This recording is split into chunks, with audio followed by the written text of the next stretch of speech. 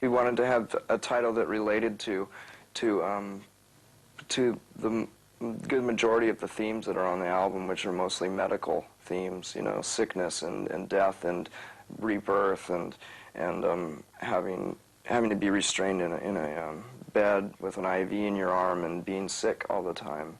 You know, I for some reason see connection between death and life and being sick all the time, and I'm just kind of obsessed with it, so I had to get it out of my system.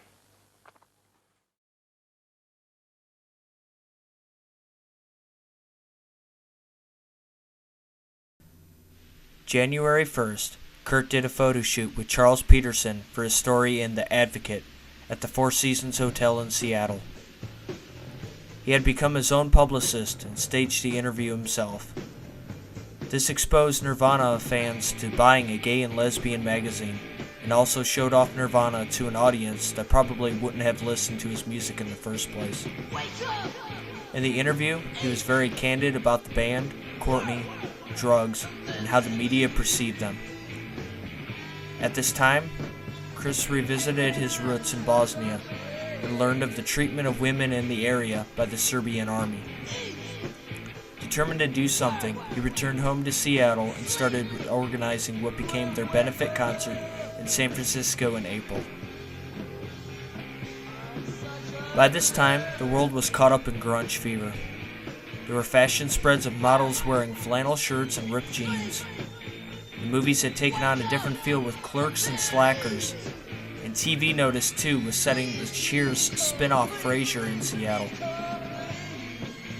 On January 16th, the band played the Hollywood Rock Festival in Brazil to their biggest audience yet, at 110,000, and played the worst show they had until that point. The band hadn't rehearsed in some time, and on top of that, Kurt was nervous and had taken pills and liquor, which actually made things worse. A lot of covers were played. Seasons in the Sun, Kids in America, Should I Stay or Go, and a very fitting Duran Duran cover of Rio with Queen's We Will Rock You, with Kurt replacing the chorus with We Will Fuck You. 30 minutes into the set, Chris threw his bass at Kurt and left. Ernie Bailey said, quote, "Everybody started throwing fruit at them in this classic vaudeville gesture. We were wondering if we were going to get out of there without getting the van overturned." Chris was pushed back on stage. His contract made them play at least 45 minutes or they wouldn't get paid. He later described the show as, quote, "a mental breakdown."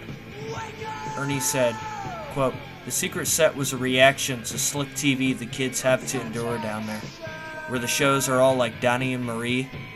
They kicked into the set and there were 90,000 people silent." Earlier that day, Kurt and Courtney's moods were horrible. After one argument, Kurt threatened to jump off the balcony of their room.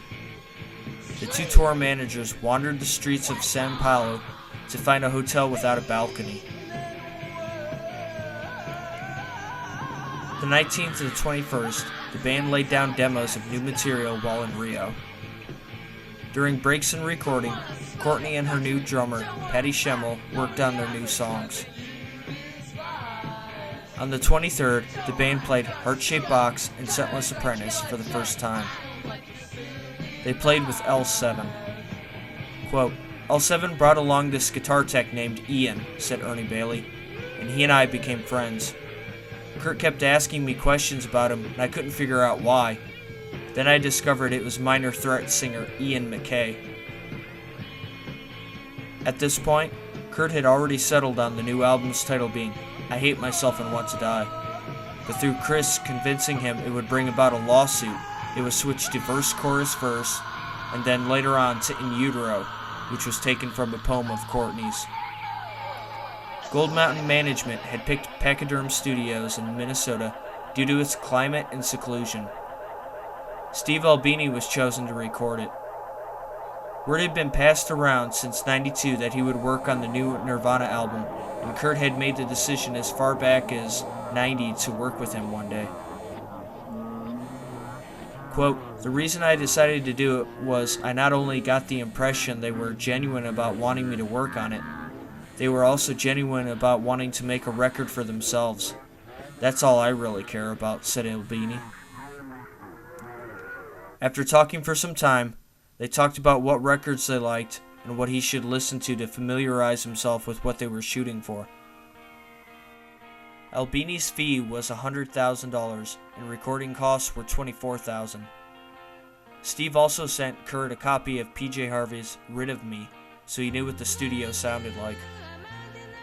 Right before they left to record, tragedy had struck. Quote, "The night before they flew out, I got this panicked phone call. They were practicing the night before, and Kurt said that his echo flanger was broken. When those things break, they're really complex under the hood, and I don't want to say poorly made, but they weren't built to the highest standards." Kurt said, "It's the album. It's got to work." He had been using his echo flanger to do all of this material, and I think he was worried it wouldn't sound the same. So I said that I would take a look at it. We met at Chris's house, and it was really funny because they popped the pedal open, and all he'd really done was he'd bumped the AC switch that turns the power on with his foot. Ernie Bailey said, "I was able to fix it with a Phillips screwdriver and a pair of pliers, and the level of gratitude was ridiculous." Sessions for the album ran much like Nevermind. The band would show up around lunch, play till dinner, eat, then play again till about midnight. Quote, "It was pretty simple and straight ahead," said Chris. "It was pretty live. Some of those songs were first takes." Albini was impressed. Quote, "We earned his respect because he would stand there by the tape machine with his arms folded, and we'd play most of the songs in the first, second take, and he'd nod his head like, 'All right, these guys are the real thing.'" The first song tracked was Scentless Apprentice, which was then named Chuck Chuck Faux Fuck. The narrative of the song was based on Patrick Suskind's novel Perfume, The Story of a Murderer, which Kurt had read multiple times. The next track was Milk It, which was then called PIL, named after the band, and then it was titled Milkmaid. Quote, "That's a gnarly song," said Chris. "The lyrics are pretty heavy. I got the bass nailed and real steady in a way that kind of harks back to Teen Spirit. It's the same formula, but it's way twisted, kind of grotesque. It's a grotesque song." Albini said, quote, "There's always one or two songs in any given session that strike you as being the money shot. Like, wow, this is an amazing song. This is where everything came together, and this is really great." Also tracked that day was Sappy. The band had attempted laying this song down since 1990, and once again Kurt was unhappy with its end result. It was eventually released on the No Alternative compilation as an uncredited hidden track. Then came Very Ape, which was then titled Perky New Wave, to close out the night. On February 14th, sessions started with Penny Royalty, then Radio-Friendly Unit Shifter, falling under the titles of You Said a Mouthful and 9-Month Media Blackout, and Francis Farmer Will Have Her Revenge on Seattle. Francis was inspired by the book Shadowland, and Kurt had read it in high school. It was written by William Arnold, who in '93 worked for the Seattle Post, and Kurt made many attempts to speak with him, but Arnold dismissed him as just another fan out of many wanting to talk about his book. Quote, "He called and left this rambling message," Arnold said. "I have this vague memory of him saying he had read this book when he was in high school, and he got it from the Aberdeen Library. It had a big impact on him. And there was something about him thinking he was related to Judge Frater, who committed Farmer, and he was just rambling. I thought to myself, I've really got to talk to this guy, but I was going through other stuff then, and I just didn't." Then came Moist Vagina and Tourette's, which was then called Punk Rock. Chris said the track originated from the Go Team era in Olympia. Kurt said, quote, "It isn't that good of a song, but, quote, it fits the mood." Heart-Shaped Box was next. One objection to the song Chris had was the original solo. Quote, I said, "Why do you want to take such a beautiful song and throw this hideous abortion in the middle?" Next came All Apologies, which was then named La La La. Quote, "I remember really liking the sound of that song as a contrast to the more aggressive one," said Albini. "I remember thinking it sounded really good and that it sounded lighter, but it didn't sound conventional." On February 15th, the band started the session with I Hate Myself and Want to Die, which was represented on the tape by a symbol of a fish. Quote, "That was just one of those dirty little songs that we do," said Chris. "They're just fucked up and demented." Next was Rape Me. The song had been around since the Nevermind days, but now featured a bridge about, quote, his favorite inside source, which was a correlation to Kurt and Courtney's media treatment in the last year. They followed with Serve the Servants, then Dumb. This was followed by Dave doing a couple of songs almost entirely by himself. Dave's solo was recorded, which was mainly just a minute and a half of metal riffing, probably done as a warm-up. Next was Dave's mellow song, which later became Marigold. The song had already been released by Grohl on his solo cassette Pocket Watch, released under the name Late. Some were surprised, yet Dave had been recording songs for years. Ending the session was Lullaby, with 3 minutes of bass, drums, organs. That same day, the Oh the Guilt split single with the Jesus Lizard was released by Touch and Go Records. On the 16th, more takes of Heart-Shaped Box and Penny Royalty. Quote, "Recording was very straightforward," said Albini. "They recorded the basic take as a band, all recorded live, and on almost every song Kurt would add 1, sometimes 2 additional little guitar parts." Kurt then recorded the vocals. The days of Kurt taking hours to lay down vocals were gone. He did the entire album in 6 hours. Upon playback, everybody was happy. Quote, "When we played it back in the studio, everyone was just giddy. I remember thinking that we had really pulled something off, like we had really made a record that was as they had imagined in the beginning. It had a very big, ominous sound, but it wasn't uncultured. It wasn't entirely ugly, but it had an ugliness built into it that I thought suited the songs really well. Everybody was ecstatic when we were listening to it on playback." Mixing was done over a span of 5 days. When the band wasn't recording, they engaged in relaxation. They saw the Cows play one evening, visited the Mall of America, and gave prank calls. Evan Dando of the Lemonheads was told Madonna was on hold and wanted to talk to him. They then left him on hold. Eddie Vedder was told David Bowie's producer Tony Visconti wanted to record with him, but only if he ditched the rest of his band. One time, Dave called John Silva to say he'd spent 3 days doing a sound check on a snare drum, but had to quickly reassure him it was all fake.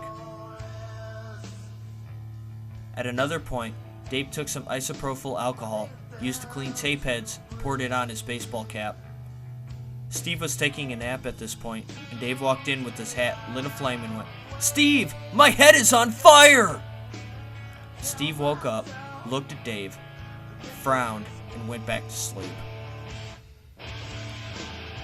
The track order took the band 2 weeks to decide. Originally, Chris wanted the opener to be Scentless Apprentice to scare the, quote, Mallrat girls. Rape Me was also considered as the opening, but they felt too many people would draw a parallel between it and Teen Spirit. By the 26th, the In Utero sessions were complete. The band smoked cigars to celebrate. Upon being mixed, the album was sent out to Geffen president Ed Rosenblatt, Gary Gersh, their lawyer, and Gold Mountain. Gersh soon called Kurt.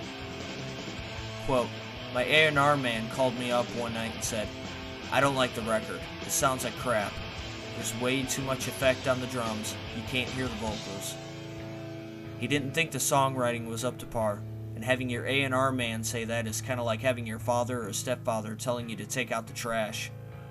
I was kind of hurt by it on a personal level because I wanted him to like it, and it was surprising to hear so many negative things about it. And he wasn't alone in his opinion. A few other people, our management, our lawyers, didn't like the record either. Steve said, quote, "I got a phone call from a journalist in Chicago named Greg Cott, who said he'd just been speaking with Gary Gersh. That Gary had told him that this Nirvana record I had made was unreleasable and that it was all going to have to be redone." And what was my comment? I don't remember specifically what I told him, but I know I would have told him that Gary Gersh could go fuck himself. The band started to heavily doubt the album themselves. Quote, "I remember Chris coming home with the first mix on a cassette," said Ernie Bailey, "and it was so strange because here I am hearing this new album that was so anticipated, and it was like our lives were kind of hanging in the balance with this new album, and we're hearing it on a boombox in the kitchen." In early March, Kurt, Courtney, and Francis moved into 11301 Lakeside Avenue, Northeast in Seattle. Quote, "Kurt had his MTV award, The Astronaut, in the bathroom," said Ernie Bailey.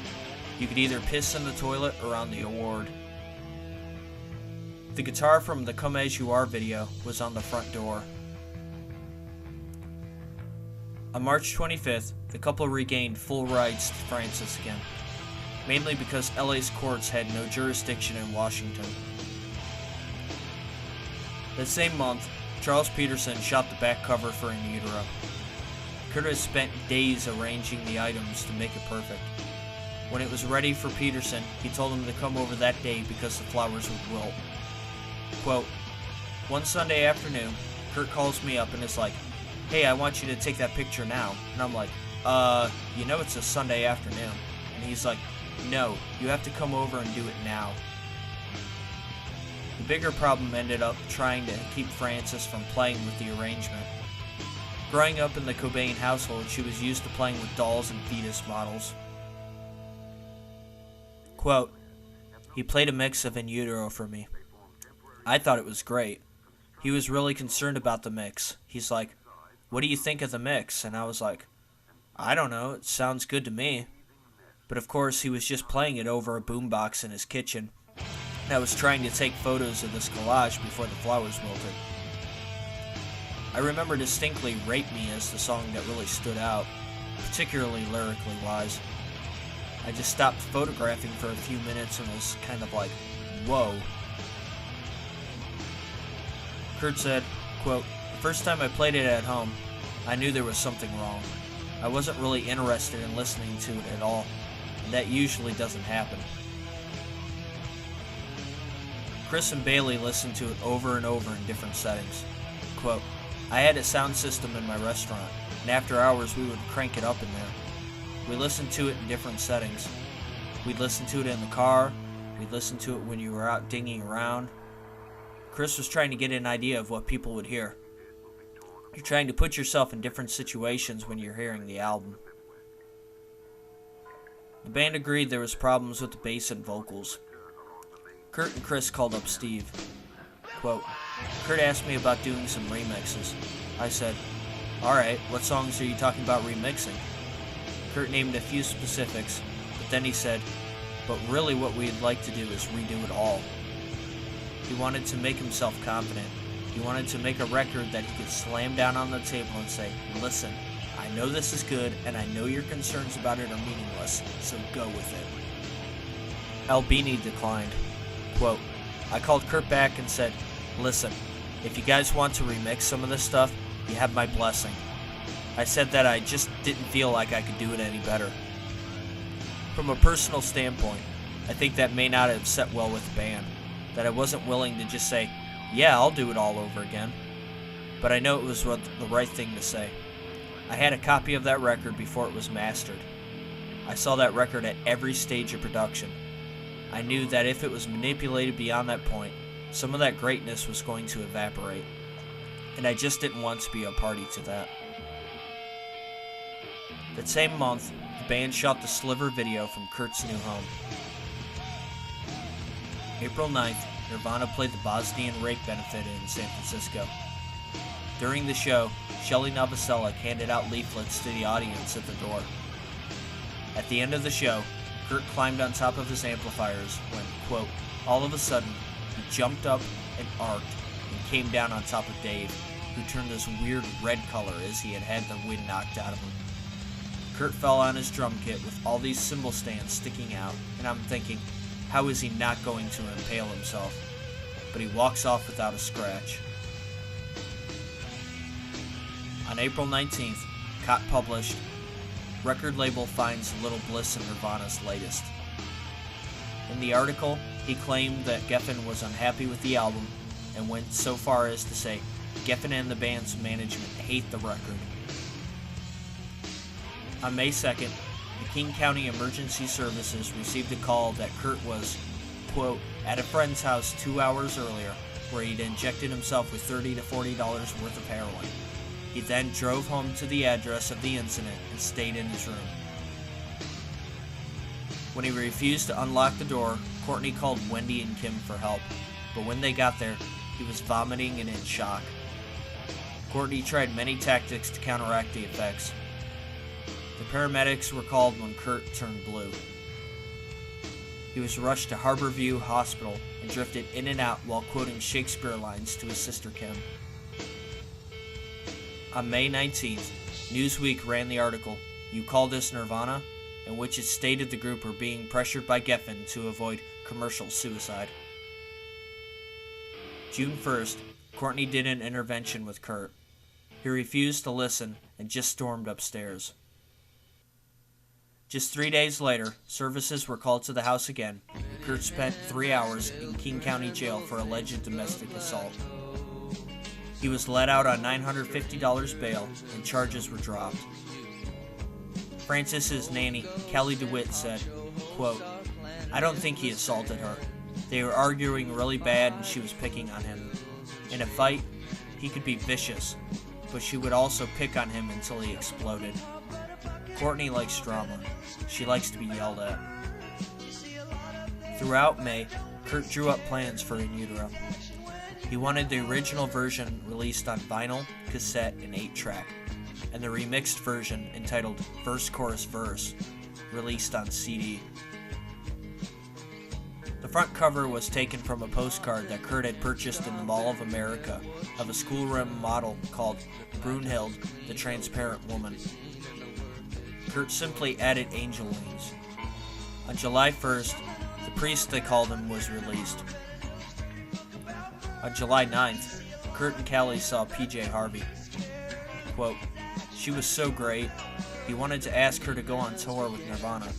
So after the show, we went backstage, and I know it took a lot for him to ask her. She was polite, but she turned him down. I think that made him love her even more. On July 17th, Nevermind finally left the Billboard 200. It was there for 92 weeks. July 23rd, Nirvana were billed to play the New Music Seminar in New York. Second guitarist that night was guitar tech Big John Duncan, formerly with The Exploited, and the recruited cello player Laurie Goldstone. Laurie said, quote, Kurt wanted to expand his parameters. He didn't think his way of singing was very sustainable. He thought his voice would get destroyed. His solution was to set his sights on being quieter, playing weird chamber music. The show went well for a man who 4 hours previous was dead.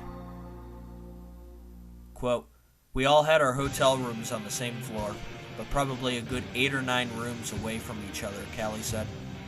The day of the show, I could hear Courtney screaming for me across the floor.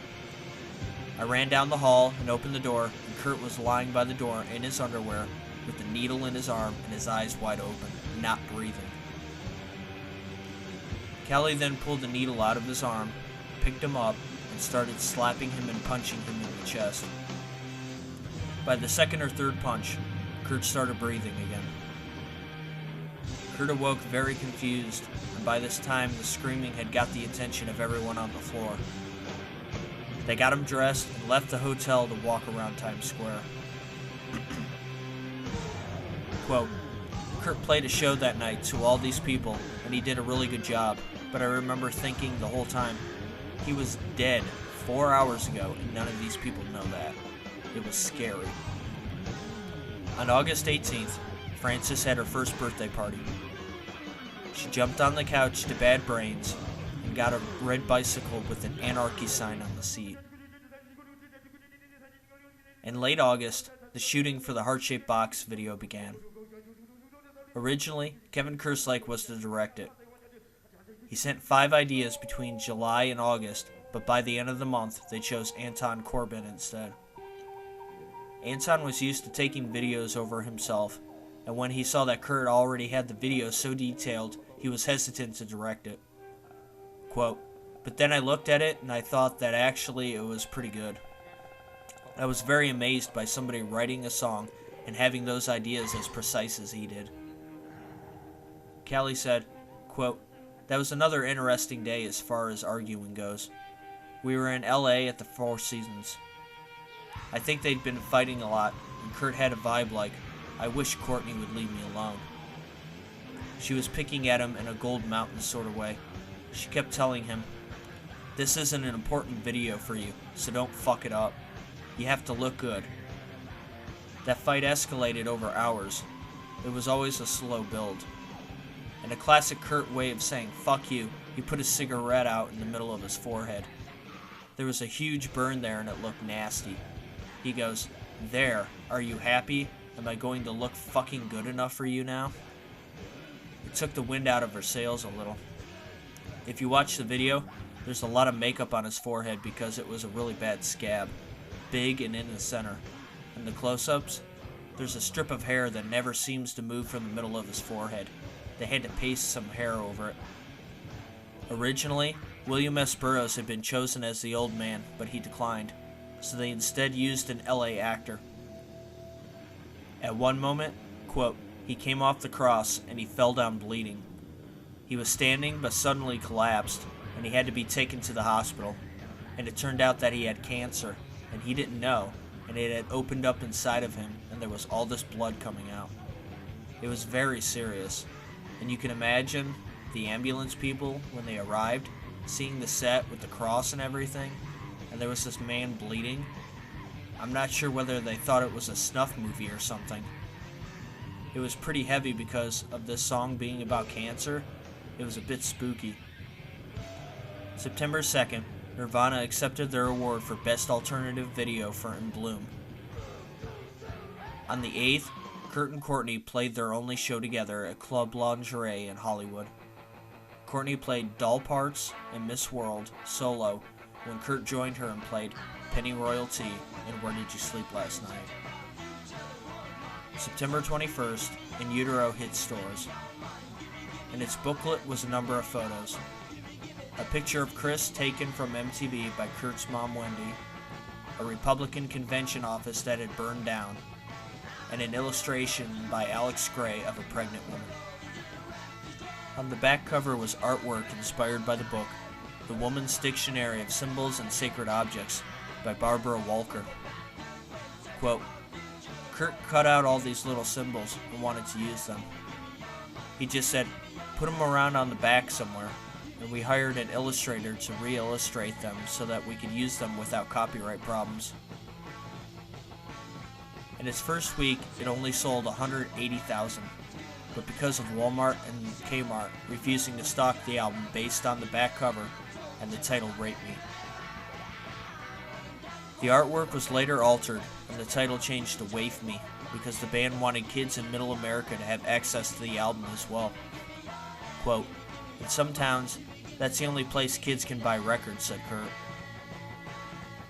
Ever since the Roseland show, Kurt had been thinking of adding another guitarist again, when Callie suggested he give Pat Smear a try. Pat was the guitarist in The Germs, and had appeared in the classic documentary, The Decline of Western Civilization. Quote, that's why Pat fitted in so perfectly. He was this punk icon who wanted to do the same as us. Get loaded, put on makeup, and tell jokes about it. Pat's first performance with the band was their SNL rehearsals on September 23rd. Pat said, quote, "I remember the first day of rehearsal at the SNL studio. They forgot me.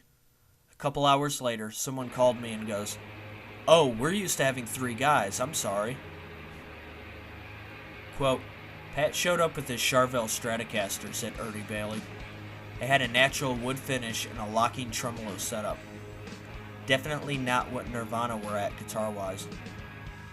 When he popped the case open, there was just great silence.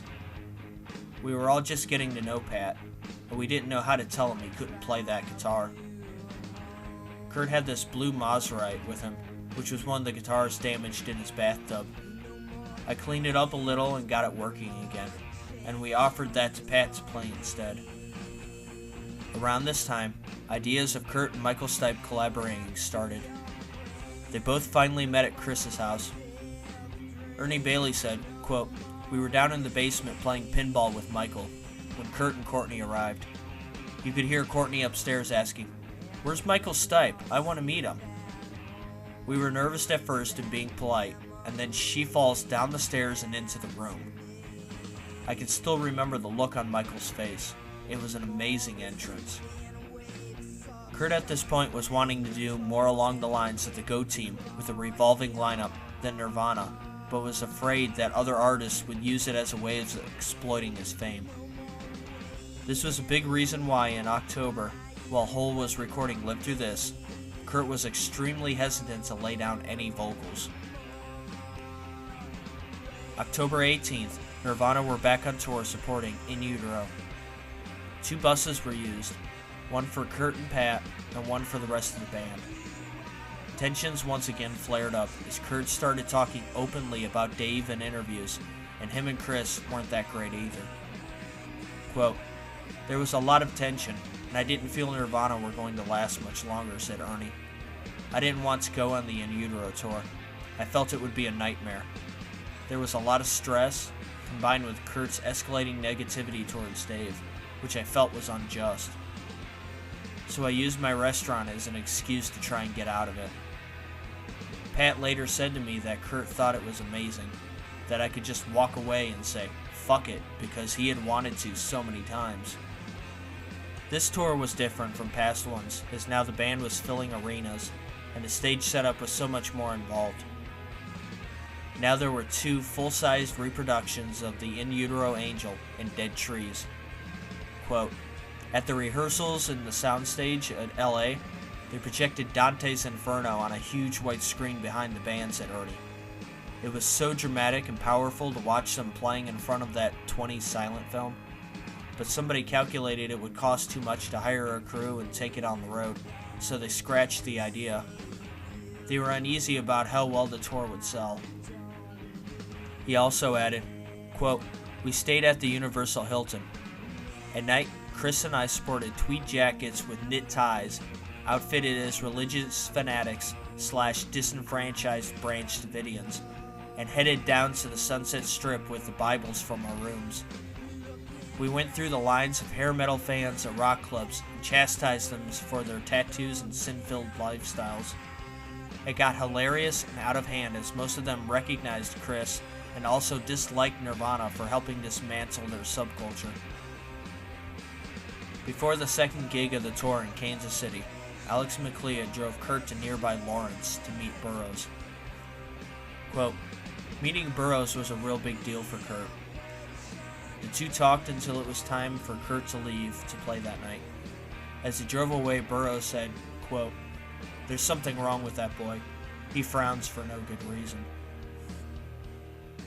The 23rd, the band played the Aragon Ballroom in Chicago. The night started off poorly enough when news that Michael Jordan's dad had died, and opener Bobcat Goldthwait decided to joke about it.